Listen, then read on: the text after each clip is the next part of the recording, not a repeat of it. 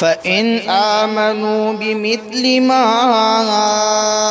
آمَنْتُمْ بِهِ فَقَدِ اهْتَدَوْا وَإِنْ تَوَلَّوْا فَإِنَّمَا هُمْ فِي شِقَاقٍ فَسَيَكْفِيكَهُمُ اللَّهُ وَهُوَ السَّمِيعُ الْعَلِيمُ۔ کلمہ توحید لا الہ الا اللہ کی معانی کی کثرت و عظمت کے سبب کلمہ توحید لا الہ الا اللہ کے متعدد نام ہے۔ ہم نے کلمہ توحید لا الہ الا اللہ کی فضیلت کو جانا، اہمیت کو جانا، کلمہ توحید لا الہ الا اللہ کے شروط کیا ہے، کتنے کیا ہے، اس پر روشنی ڈالی گئی۔ کلمہ توحید لا الہ الا اللہ کا صحیح معنی و مفہوم کیا ہے، اس پر بھی روشنی ڈالی گئی۔ تو آج کے درس میں ہم کلمہ توحید لا الہ الا اللہ کے دیگر نام کیا ہے، اس کو جاننے کی کوشش کرتے ہیں۔ کلمہ توحید لا الہ الا اللہ کا جو پہلا نام ہے وہ توحید ہے۔ اس کلمے کو لا الہ الا اللہ کو کلمہ توحید کہا جاتا ہے۔ یہ شرک کی نفی پر علی الاطلاق دلالت کرتا ہے، رب العالمین کی عبادت کو ثابت کرتا ہے، رب العالمین کے علاوہ جن جن کی عبادتیں کی جا رہی ہے ان تمام عبادتوں کا انکار کرتا ہے۔ اللہ تعالیٰ نے قرآن مجید میں کہا وَإِلَٰهُكُمْ إِلَٰهٌ وَاحِدٌ لَا إِلَٰهَ إِلَّا هُوَ الرَّحْمَنُ الرَّحِيمُ۔ تم سب کا معبود ایک ہی معبود ہے، اس کے سوا کوئی معبود حقیقی نہیں ہے۔ تو معلوم یہ ہوتا ہے کہ کلمہ توحید لا الہ الا اللہ کا ایک نام کلمہ توحید ہے۔ اس کلمے کا دوسرا نام جو ہے وہ کلمہ اخلاص ہے۔ اس کلمے کو کلمۃ الاخلاص کہا جاتا ہے۔ کلمہ اخلاص اس کو کیوں کہا جاتا ہے؟ ذرا سوچئے، اس کلمے کو کلمہ اخلاص اس لیے کہا جاتا ہے کہ کلمہ توحید لا الہ الا اللہ میں اصل جو چیز ہے وہ قلبی عمل ہے، یعنی انسان دل سے اس بات کو مانے، اس بات کا اعتقاد اپنے اندر جمائے رکھے، وہ اس بات کا معترف ہو کہ رب العالمین کے سوا کوئی معبود برحق نہیں ہے، رب العالمین ہی معبود حقیقی ہے، اس کے سوا تمام معبود باطل ہے۔ آپ مسند میں دیکھیں، عثمان بن عفان رضی اللہ عنہ کہتے ہیں انی لأعلم کلمة لا يقولها عبد حقا من قلبه إلا حرم على النار فقال له عمر بن الخطاب رضي الله عنه أنا أحدثك ما هي كلمة الإخلاص التي ألزمها الله تبارك وتعالى محمدا صلى الله عليه وسلم وأصحابه وهي كلمة التقوى التي ألآص عليها نبي الله صلی اللہ علیہ وسلم عمه ابا طالب عند الموت شہادت لا الہ الا اللہ۔ عثمان بن عفان رضی اللہ عنہ کہتے ہیں کہ میں نے نبی صلی اللہ علیہ وسلم کو فرماتے ہوئے سنا کہ آپ نے کہا کہ میں یقیناً ایک ایسا کلمہ جانتا ہوں جو بندہ اس کا اقرار کرے، اس بات کو دل سے مانے تو اس پر جہنم کو حرام کر دیا جائے گا۔ تو عمر رضی اللہ عنہ نے کہا کہ میں تمہیں بتاتا ہوں کہ وہ کلمہ کیا ہے۔ وہ کلمہ اخلاص ہے، جس پر اللہ تعالیٰ نے محمد صلی اللہ علیہ وسلم اور محمد صلی اللہ علیہ وسلم کے اصحاب کو ثابت قدم رکھا تھا۔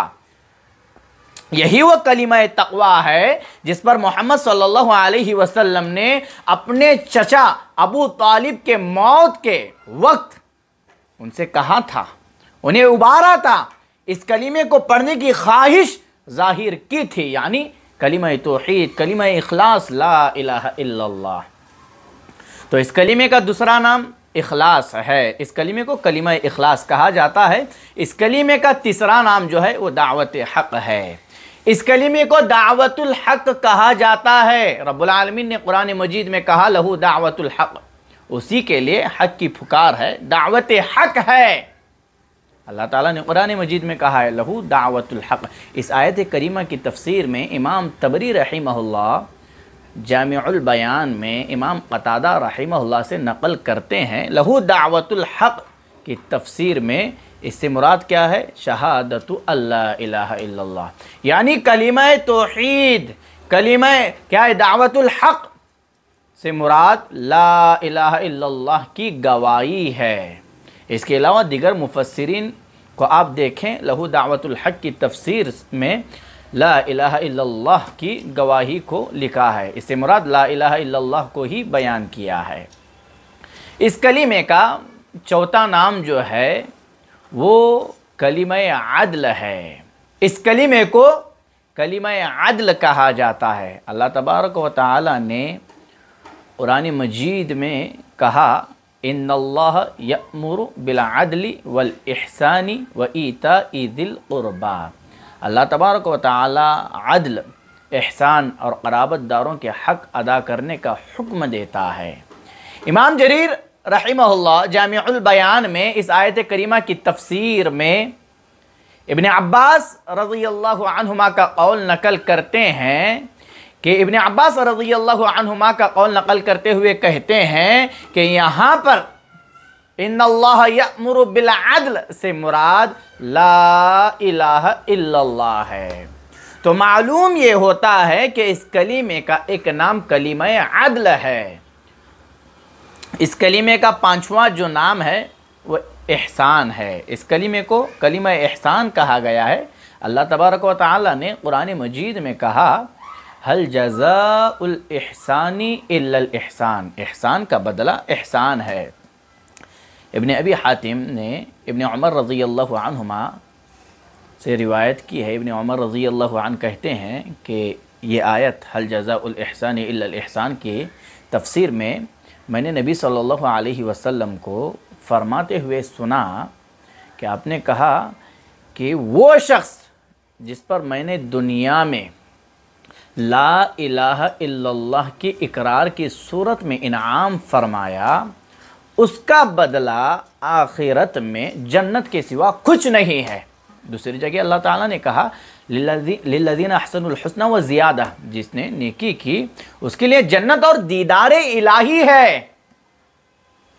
امام بغوی رحمہ اللہ کہتے ہیں کہ جس نے دنیا میں احسان کیا، رب العالمین کا فرمان هل جزاء الاحسان الا الاحسان، جس نے دنیا میں احسان کیا اس کا بدلہ آخرت میں احسان کے سوا، یعنی اس پر آخرت میں احسان کیا جائے یہی اس کا بدلہ ہے۔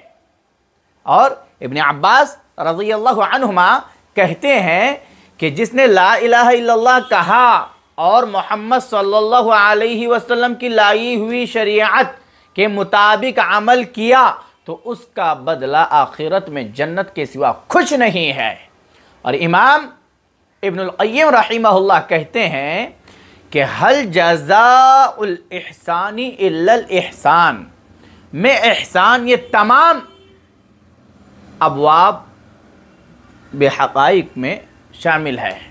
یہ تمام ابواب کو شامل ہے، وہ یہ کہ تم اللہ کی ہی عبادت کرو گویا کہ تم اسے دیکھ رہے ہو۔ اور رہی بات آیت کریمہ کی تفسیر تو ابن عباس رضی اللہ عنہما اور دیگر نے کہا ہے کہ اس سے مراد یہ کہ کلمہ توحید لا الہ الا اللہ کہا جائے اور محمد صلی اللہ علیہ وسلم کی لائی ہوئی شریعت کے مطابق عمل کیا جائے تو اس کا بدلہ آخرت میں جنت کے سوا کچھ نہیں ہے۔ اللہ اکبر کبیرہ۔ تو اس کلمے کا ایک نام کلمہ احسان ہے۔ تو چھواں نام جو ہے اس کلمے کو کلمہ طیبہ کہا جاتا ہے۔ اس کلمے کو کلمہ طیبہ کہا جاتا ہے۔ رب العالمین نے قرآن مجید میں کہا أَلَمْ تَرَ كَيْفَ ضَرَبَ اللَّهُ مَثَلًا كَلِمَةً طَيِّبَةً كَشَجَرَةٍ طَيِّبَةٍ أَصْلُهَا ثَابِتٌ وَفَرْعُهَا فِي السَّمَاءِ۔ اللہ تعالیٰ نے کلمہ طیبہ کی مثال ایک پاکیزہ درخت سے دی ہے جس کی جڑ مضبوط ہے، یعنی مومن کے دل میں، اور جس کی ٹہنیاں آسمان میں ہے۔ آپ دیکھیں کہ اللہ نے کیسے کلمہ طیبہ کی مثال دی ہے، کیسے اللہ تعالیٰ کلمہ طیبہ کی تشبیہ ایک پاکیزہ درخت سے دی ہے۔ امام بغوی رحمہ اللہ کہتے ہیں کہ آیت کریمہ میں علم ترى کہ آپ نے نہیں دیکھا کا معنی ہے علم تعلم کہ آپ نہیں جانتے ہیں، اور مثل المثل اس چیز کو کہتے ہیں نا، اس قول کو کہتے ہیں جو ایک چیز کو دوسرے چیز سے تشبیہ دینے کے لیے لوگوں میں مستعمل ہو، اس کو کیا کہتے ہیں؟ المثل کہتے ہیں۔ اور یہاں پر کلمہ طیبہ سے مراد کلمہ توحید لا الہ الا اللہ ہے، کشجرۃ طیبہ سے مراد کھجور کا درخت جو اچھے پھل ہوتا ہے۔ امام ابن القیم رحمہ اللہ کہتے ہیں رب العالمین کا فرمان ألم تر كيف ضرب الله مثلا كلمة طيبة كشجرة طيبة أصلها ثابت وفرعها في السماء تؤتي أكلها كل حين بإذن ربها ويضرب الله الأمثال للناس لعلهم يتذكرون۔ امام ابن القیم رحمہ اللہ کہتے ہیں نا، اللہ تعالیٰ کہہ رہا ہے، اللہ تعالیٰ نے کلمہ طیبہ کی مثال کس بات سے بیان فرمائی ہے؟ اللہ تعالیٰ نے کلمہ طیبہ کی مثال ایک پاکیزہ درخت سے دی ہے جس کی جڑ مضبوط ہے اور جس کی ٹہنیاں آسمان میں ہے، جو رب العالمین کے حکم سے ہر وقت پھل لاتا ہے۔ اور اللہ تعالیٰ لوگوں کے سامنے ایسی مثالیں بیان کرتا ہے تاکہ لوگ نصیحت حاصل کرے۔ مفسرین کہتے ہیں نا کلمہ طیبہ سے مراد کلمہ توحید لا الہ الا اللہ ہے، اور ابو المظفر سمعانی رحمہ اللہ اپنی تفسیر میں کہتے ہیں کہ کلمہ توحید لا الہ الا اللہ سے کلمہ طیبہ سے کیا مراد ہے؟ اس میں تمام مفسرین کا اتفاق ہے، تمام مفسرین اس بات پر متفق ہے کہ یہاں پر کلمہ طیبہ سے مراد کلمہ توحید لا الہ الا اللہ ہے۔ مفسرین اس بات پر متفق ہے، اور اللہ تعالیٰ نے کلمہ طیبہ کی مثال کیا ہی خوبصورت بیان کی ہے، اللہ اکبر کبیرہ۔ اللہ تعالیٰ نے اس کلمہ طیبہ کی مثال ایک پاکیزہ درخت سے دی ہے، ایک پاکیزہ درخت سے اللہ تعالیٰ نے اس کلمہ طیبہ کی تشبیہ دی ہے۔ سبحان اللہ، وہ بھی درخت کیسے؟ جس کی جڑ اتنی مضبوط کہ ہل نہ سکے، یعنی مومن کے دل میں اس کی جڑ اتنی مضبوط ہو کہ وہ مومن کے دل سے ہل نہ سکے، اور جس کی ٹہنیاں آسمان میں ہے۔ اللہ اکبر کبیرہ۔ تو کلمہ توحید لا الہ الا اللہ کے اس کے علاوہ بھی اور بھی بہت سارے نام ہیں، انشاءاللہ اگلے درس میں کچھ اور ناموں کو آپ لوگوں کی خدمت میں پیش کرنے کی کوشش کی جائے گی۔ خلاصہ کلام یہی ہے کہ کلمہ توحید لا الہ الا اللہ کے 6 معنی، 6 نام ہم نے آپ لوگوں کی خدمت میں پیش کیے ہیں۔ پہلا نام جو ہے توحید ہے، دوسرا اخلاص ہے، اور تیسرا نام جو ہے وہ دعوت الحق ہے، اور چوتھا نام جو ہے وہ عدل ہے، کلمہ عدل ہے، اور 5واں نام جو ہے احسان ہے، اور 6واں جو نام ہے کلمہ طیبہ۔ یہ 6 نام ہم نے آپ لوگوں کے سامنے پیش کیے ہیں۔ اللہ تعالیٰ سے دعا کرتے ہیں کہ اللہ تعالیٰ مجھے اور آپ کو کلمہ توحید لا الہ الا اللہ کو جان کر سمجھ کر اسے اس کے مطابق ہی اپنی زندگی کو گزارنے والا بنائے، اور توحید اتنی مضبوط بنائے میرے اور آپ کے اللہ تعالیٰ کہ میں اور آپ رب العالمین کو چھوڑ کر کے اوروں کے سامنے یہاں وہاں نہ بھٹکے، اتنی مضبوط میری اور آپ کی توحید کو اللہ تعالیٰ بنائے۔ جو کچھ باتیں آپ لوگوں کے سامنے پیش کی جا رہی ہے، ان باتوں کو سنیں اور اپنے ذہن میں ان باتوں کو مضبوطیت کے ساتھ بٹھا لے۔ اللہ تعالیٰ سے دعا کرتے ہیں اللہ تعالیٰ ان باتوں کو قبول فرمائے، آمین۔ وآخر دعوانا ان الحمد للہ رب العالمین۔